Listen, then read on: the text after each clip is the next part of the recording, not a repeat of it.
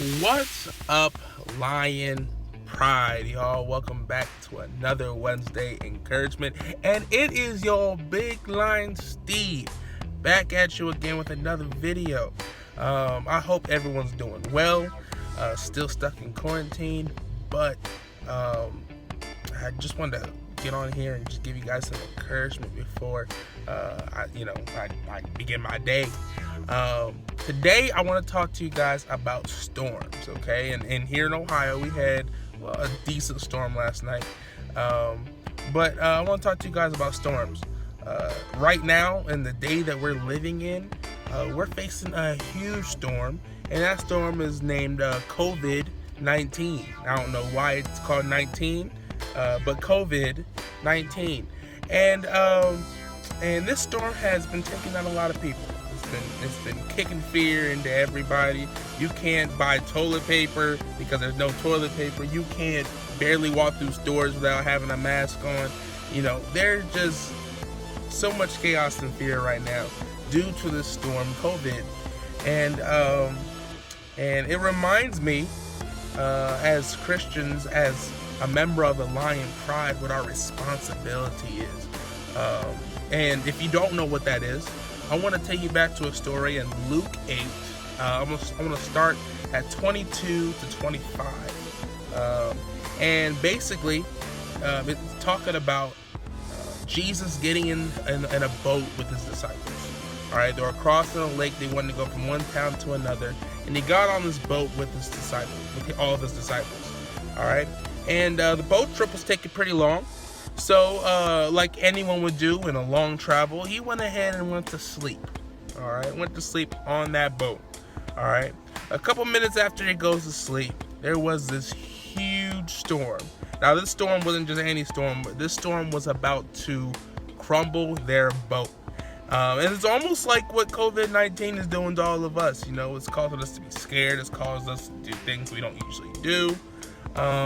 And this storm that the disciples were facing was putting water in the boat, and the water was rising in the boat. And it got to a point where the disciples were like, we can't do this no more. And they woke up Jesus. They woke him up. They said, Master, Master, Master, our boat's sinking. We're all gonna die. Do something.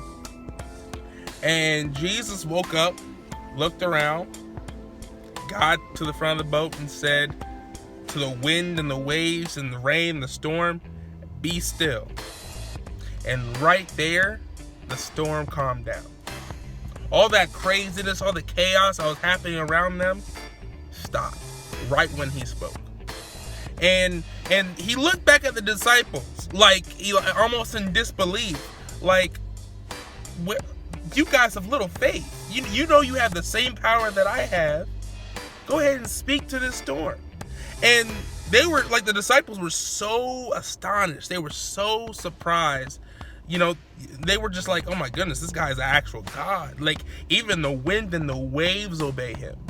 But what they failed to realize until Jesus really had to break it down to them later is that they have power in their tongue to do the same thing. And I feel like we don't use our most powerful weapon. You know, the Lord gave everyone a very powerful weapon, and this weapon is our mouth, our words. All right, and whenever we speak, something happens, or something's supposed to happen. But because of what we say, and because of how we say, and because we don't put too much weight to our words, we don't believe what we say is going to happen.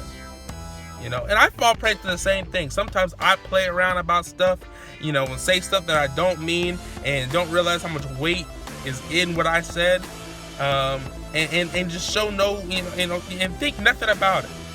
But when Jesus spoke, I don't know if you realize this, but when Jesus spoke, there was action to what he said. If he said something, it was going to happen. You know, if he spoke to something, I remember I can't remember where in the Bible, but he was pulling fruit from this tree.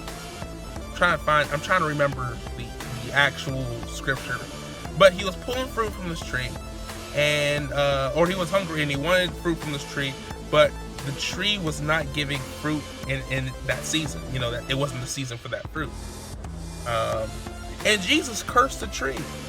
Cursed it to the point where that tree withered up and died. So anybody that says, oh, well, sticks and stones may break my bones, but words can never hurt me, actually, that's the most liest lie I've ever heard in my life. Words have so much power. Words have so much authority and weight. You have to be careful even when you're playing around what you say. All right? But in a lighter note, you realize as a Christian, as somebody with authority, as somebody a part of the Lion Pride, you guys have the authority and the faith to make your words turn to action. So, my goal for everyone today is to, when they speak, expect action to come out of it. Expect something to happen when you speak. If you speak to something, have faith that that thing will happen. All right? Because believe it or not, your words have so much power. And whenever you speak something, God designed it for whenever you speak something, something happens. Whether it's life or whether it's death.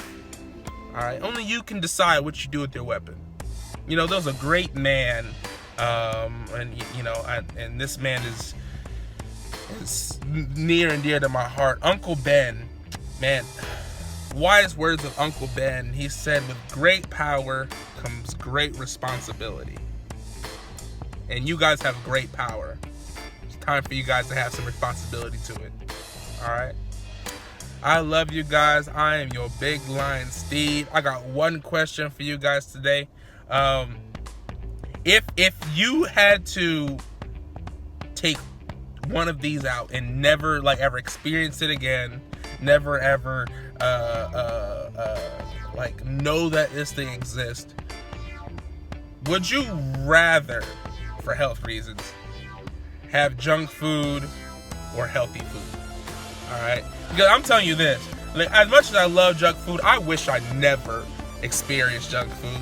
Honestly, I wish I just was eating rice and vegetables. That's all I knew, because I need to get my health together. I'm trying to lose some weight, but honestly, for me, I wish I never ever met or knew about junk food, because I am a junk food connoisseur.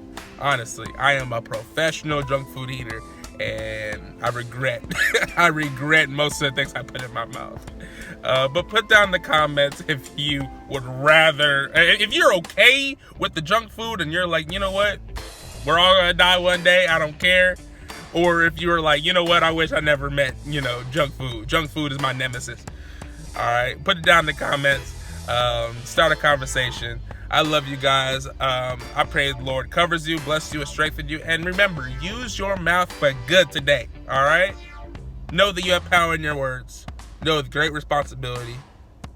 Know with great power comes great responsibility. I love you guys. Peace.